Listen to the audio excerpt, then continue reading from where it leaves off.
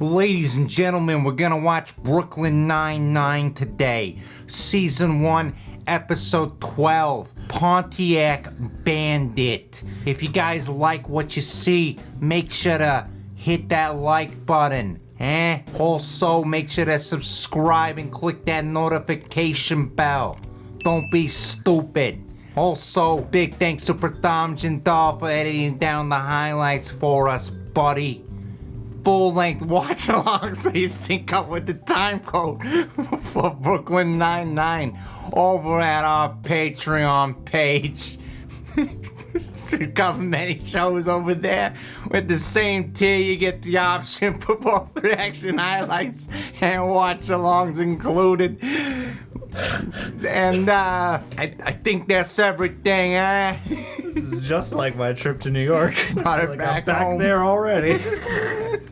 It's the gift of my work, John.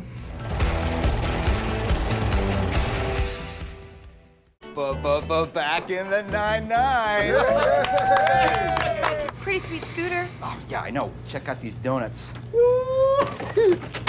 Aw. I picked up a couple of reacher grabbers. Yeah. So I'm able to do everything that I used to do. Okay, just gotta grab them. Oops. All right.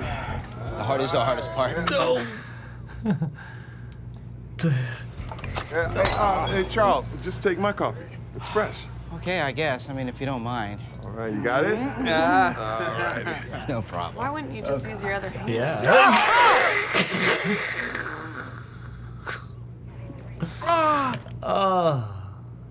Cold milk.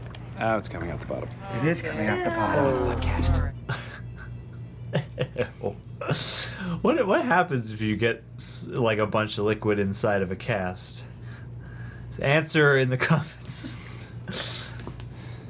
Seems like something that would be detrimental. Yeah. What's going on? Just picked him up on a dozen counts of identity theft. His name's Doug Juke. Rosa, Rosa, Rosa, oh yeah. What do you do to these perps? Fear is a powerful aphrodisiac. Said he wants to speak to, quote, John or Jack Peralta or whatever. There's information about some dude who steals Pontiacs. Pontiacs? Hey Diaz, come in here and talk to me. This dude is super horny. Yeah. He's good at playing horny. He is. I synced it. Backing up, guys. Oh, are you? Huh. Please get out of my way. Oh. Sorry. Oh, you don't have to apologize for anything, Boyle. You were shot in the line of duty defending a fellow officer. Doctor said that if the bullet was 2 millimeters to the left and a foot higher, I might never have walked again.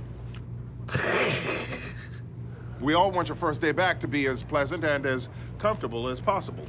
Right, detectives? Absolutely. Ouch.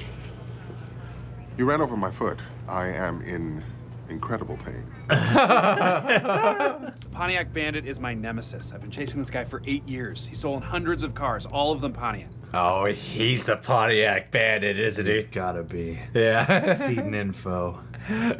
So would you say he looks sort of like this? That's Bill. This is a composite sketch from 10 interviews I've done. Anything else? I'm not to get in touch with him. Doug Judy! You wanted to see me, Captain? My husband's dog, Cheddar, had relations with a neighbor dog, Karate, and produced these two. He insisted that I find them a good home with someone we... Oh. Dogs are my whole life. Also work. Please don't be allergic. Yep, she's allergic. Okay. No. You're allergic to dogs, aren't you? Nope. I just need an EpiPen because my happiness is making my throat close up. No. Hand me the small dog, Santiago. Small dog. He's agreed to help us catch the bandit if we drop all charges against him. How many cars would you say this Pontiac Bandit has stolen? 230 that I know of. The real number could be in the millions. You're not very good at math. Really? It could be the millions. Especially in New York. Diaz called him. It's your call. Look, this guy's for real. 1,000 push-ups. 1,000 push-ups, really? What's 1,000 push-ups? Oh, we were in the academy together and we hated all the drills. So now when we're on a case and one of us says 1,000 push-ups, it means I'm so sure I'm right that if I'm wrong, I'll do 1,000 push-ups. Oh no. I've got you now, Pontiac Bandit. Woo! Oh no, he's gonna do 1,000 push-ups. He's absolutely gonna do. Or maybe they'll both do 1,000 push-ups. My mom's car's here. She's home. Gotta take these cuffs off. She doesn't know I'm a criminal. She thinks I own an architecture firm with all white employees. Fine. One false move, and I tase you in front of your mom. Mama, this is my girlfriend, Rosa. Oh no. Ugh. And this is my personal assistant, Mangy Carl. It's nice to meet you. You could just call me Carl. Mangy Carl used to be a homeless gentleman. I work with a charity that finds jobs for down on the luck white people. Just a big ol' angel. He's been so good to the white. No. No whites. Back in the game. When can we meet? How long till he usually gets back to you? Like 10 minutes. It's him. Parking lot on Flatbush and Vanderbilt in 15 minutes. Let's go. Wait. Diaz looks like a dirty criminal, but you look like a cop, man. You can't go over there like that. What'd you have in mind? Don't call it a comeback! No, no.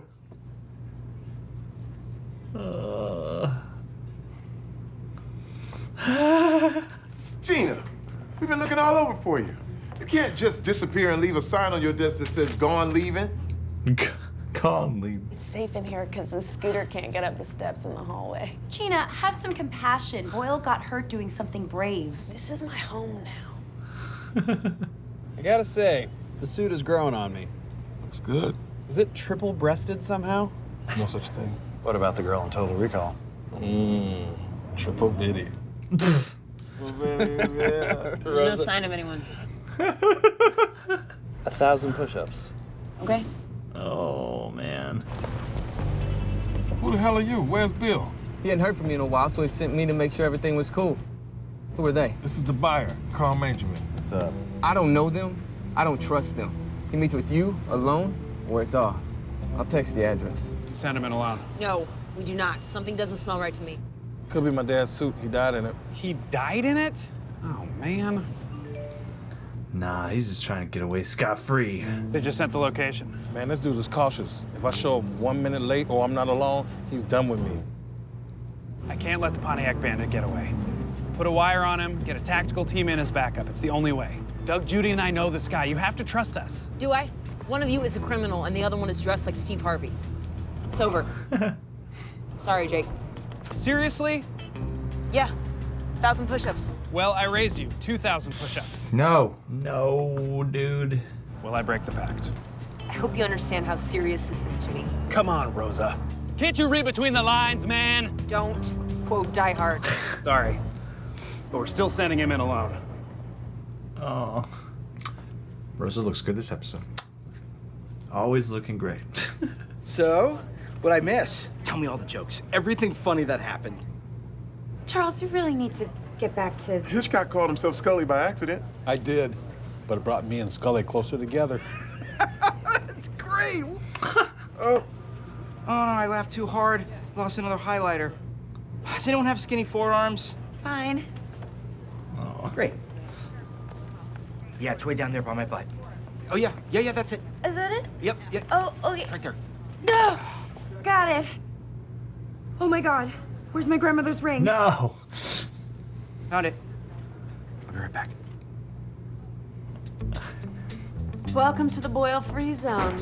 Please turn off all cell phones so as not to attract any unwanted attention.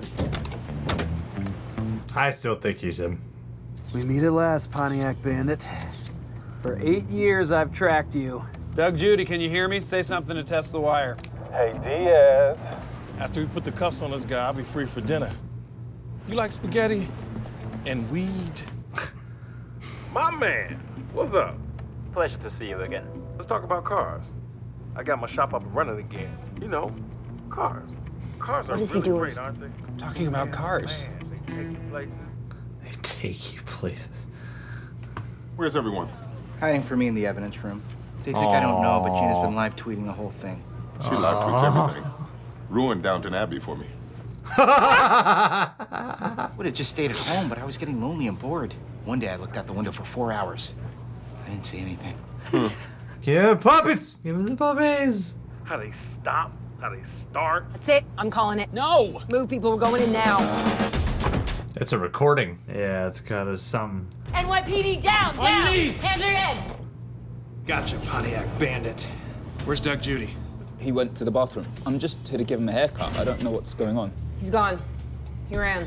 Why would he do that? He helped us catch the Pontiac Bandit. That was the deal. It doesn't make any sense unless Doug Judy is the Pontiac Bandit. I news it!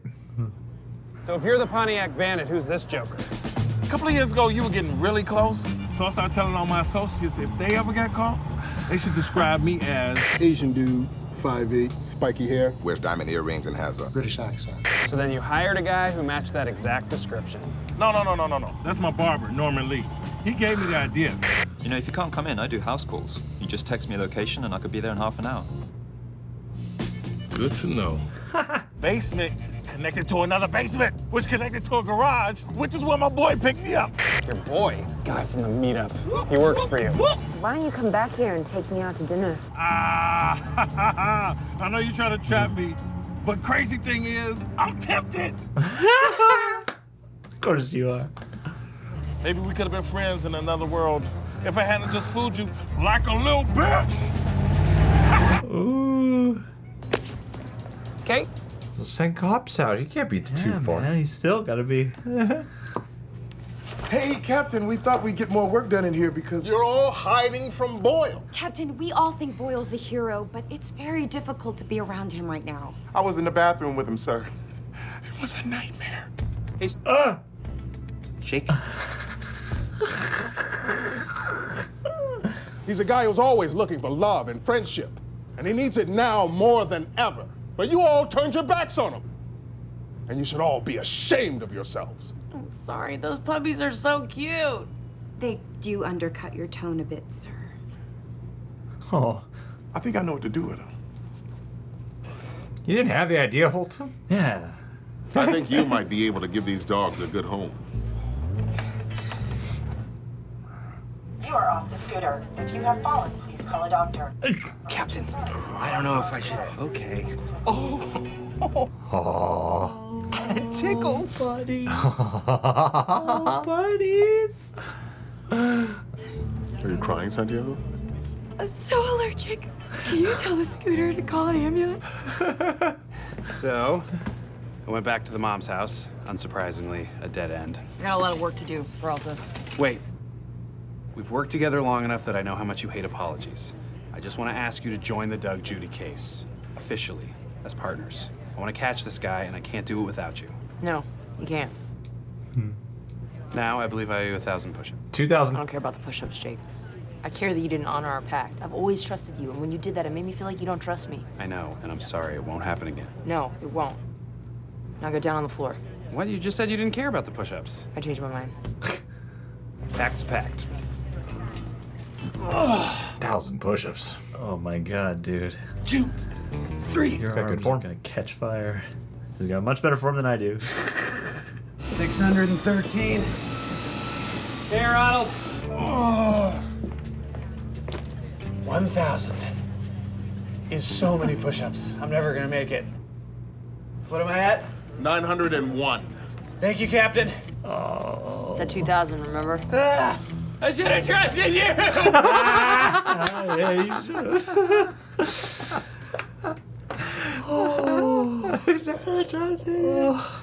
Push-ups all night.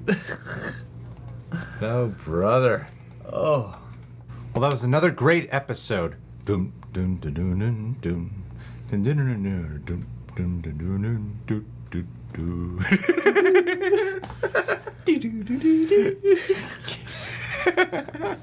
You love that. You know you love the Yeah, you know jazz. that one song that Greg has liked for 5 years? Yeah, man. Shouts out No to need to change it. Royalty-free Chris jazz McLeod, music. yeah. Woo! Who's Chris McLeod? Isn't it? Who's Chris McLeod? The royalty Thinking like an free 80s jazz? action here. No, isn't his name Like something? Kevin McLeod. Kevin McLeod. McLeod. Yeah, which is McLeod. Chris McLeod. Sorry. Very different name, John. I take it back. I'm sorry, Kevin. We paid top dollar for that. We did. We have and gotten top dollar usage out of it. Yeah, this was very fun. Yes. Yeah, it was it was different. It was a different episode and a refreshing one. Stephanie Beatriz. Mm-hmm. You're in the Craig Robinson seat this episode. Man, she is something. She is quite attractive. Her stern and badass, attitude is certainly an attractor. I get you. I feel you. Yeah. Wow. I don't know. It's this episode in particular. I was like, what happened? Why am I? What is going Someone on? flip the switch. What is going on here? Flip the Diaz switch on you. It's okay. Yeah, she's gorgeous. All right. Pick storyline. Which one do we start with? Okay. I mean, we will then start with Charles and the cast, obviously. Charles and the cast. And the rest of the cast. That was a funny little bit they had going because I think that's a really relatable thing. You guys talking about when you're like in a police department and then you gotta like work with your coworkers, but then you got this one other police officer who took a bullet and you're just like, damn, this person's annoying though. You got crazy food taste and you're like, I don't want to eat that, but I gotta be polite.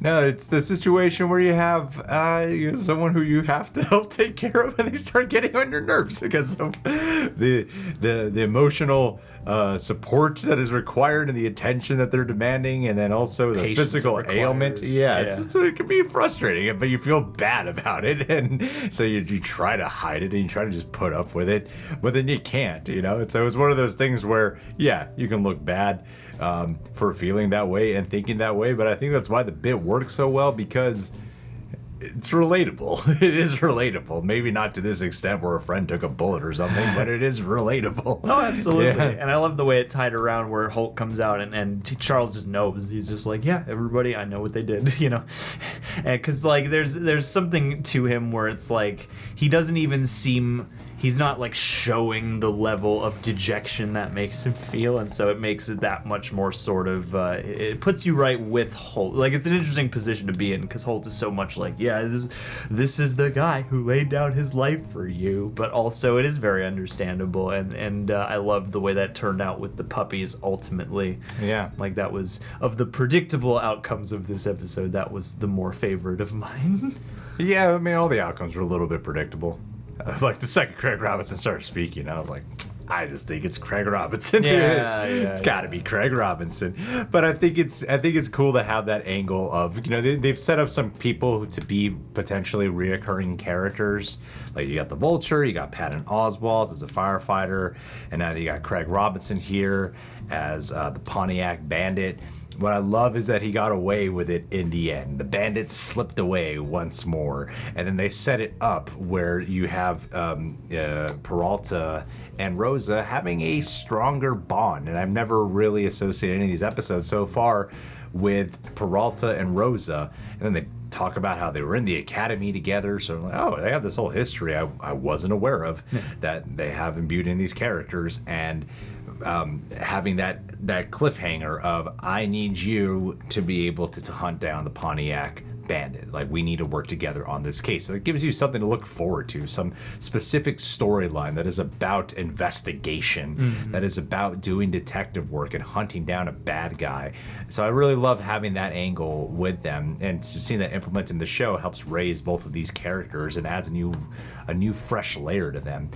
And it was so great because Craig Robinson, and even though I never once bought that he wasn't the Pontiac Bandit, I loved that they had them getting along so well, almost to the point where if he wasn't the Pontiac Bandit, if he wasn't the criminal, maybe Peralta and him could have been friends. Yeah, absolutely. They just kept bonding throughout the episode, and it felt so natural. Like like Craig Robinson, I'm so used to him mainly being the just a real dry, monotone, deadpan is the word I've been looking for. Yeah, deadpan kind of character, and here he brought. Like I've seen him throw these shades of that kind of portrayal before in other work, but it's not the kind of performance I'm used to seeing from him. That's very charming. Like, he's incredibly flirtatious, a little bit giddy, a little bit more childlike, and it was refreshing for me to see more of that side of Craig Robinson, who's having so much fun. And it's a great mirror effect for the guy who was the arch nemesis.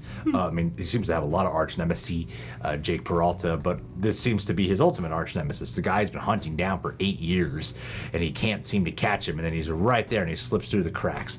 I like slips right through his fingers, and I love that at the end, revealing, it was this great grand scheme plan the whole time. And Craig Robinson, I thought, as a Pontiac Bandit, was great. Like, I wanted, out of any character that's been introduced who could be reoccurring, he's the one I most want to see return. He's Absolutely. The one I'm most anxious to see return. Well, yeah, and it seems like there could be an even more fun game to come out of that, because maybe it'll be a kind of thing where they always get close to catching him and they don't, or I don't know. Like, it seems like there's more possibility, whereas I imagine like the Vulture showing back up or Patton Oswalt showing back up will be kind of to rely on those specific dynamics, whereas there's something about having like a maybe recurring criminal character that could add a special layer of spice. Yeah. That could be unpredictable each time to a degree. 1,000%. You hit it on the head. And that's why I really want him to return. Like, this was a really fun one for all the different dynamics that you got here. Like, they switch up the roles everyone's sort of playing here. I loved, because it's like Boyle's usually the one they kind of pick on. And here, the whole point is they can't. Yeah. That they want to, but they all feel bad, so instead they all hide and retreat away from him. And yeah, Boyle's usually like kind of oblivious to the way other people are, but he was clearly aware of what was going on. And I loved like how Gina's just been live tweeting it this whole time. Oh, that was great. Such a Gina thing to do. Yeah. And how his performance was handling it, I thought it was awesome that he didn't do any part of his work to elude that he knows what's going on. Mm-hmm. So it just hits that much harder when you find out he does, and it's like, yeah, he's smart enough to know. Yeah, he seems like he's not gonna delude himself, but he's also the kind to, try and, at least while there's still a few people around, maybe make the most of it. Hey, maybe people are enjoying my Ethiopian food.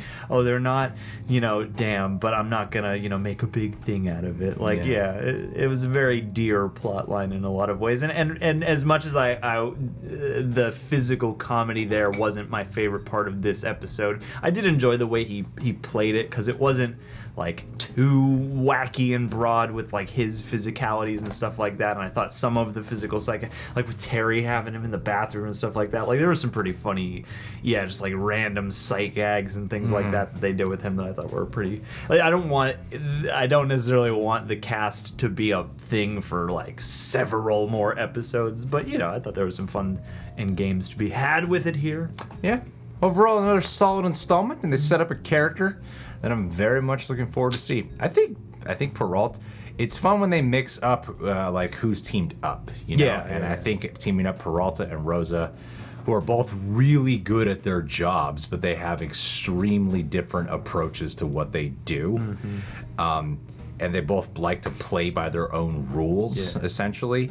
It was cool seeing them, like it really worked for me here, more than him and Amy. Like, it actually, like, Amy, you got kind of the romantic inkling between them. Mm-hmm. Rosa, you don't get that, and I like that you don't get a sense at all of anything sexual or romantic between them. Mm-hmm. It's just these are two cops who are good at their jobs and they're good at partnering up together. It's like you usually see Peralta with Boyle, Amy has been with Rosa, Hitchcock and Sully, and then here having Peralta and Rosa made for something really fresh. And I actually think that in terms of who he's been paired up with, that might be my favorite for an actual detective thing to do. For an actual character standpoint. Yeah. That was perhaps the richest thing for me in this episode, because it's like, even when their scenes weren't about necessarily the funny bits, I was still like invested. And I like the history that they established there, and it makes me look forward to more interesting pairings and whatnot, because there's still I feel like a number of combinations we haven't had yet. Yeah, and then you got to see more sincere sides to Rosa too. That whole thing about how the push-ups don't matter to me, it's all about trust. I think that's what this show has demonstrated. What it does so well is that they naturally unveil more about who their characters are underneath the comedy, little by little. And that's what keeps you really hooked. Like with Rosa, I loved them. I loved the moment where Jake does go to her, where Jake does talk to her about, having to team up. That felt like a real cop moment. Yeah, absolutely. I made a mistake, and now I need your help to fix it. Yeah, and it was about learning to trust one another. Yeah, it was awesome. And I took your case and messed it up, basically. Yeah, so yeah, it was beautiful. All right, guys. Well, what did you think about this episode? Leave your thoughts down below. Make sure to subscribe, click that bell. Thank you to everyone who's been joining us over at our Patreon. Appreciate your thought for editing down these highlights, and we'll catch you guys soon.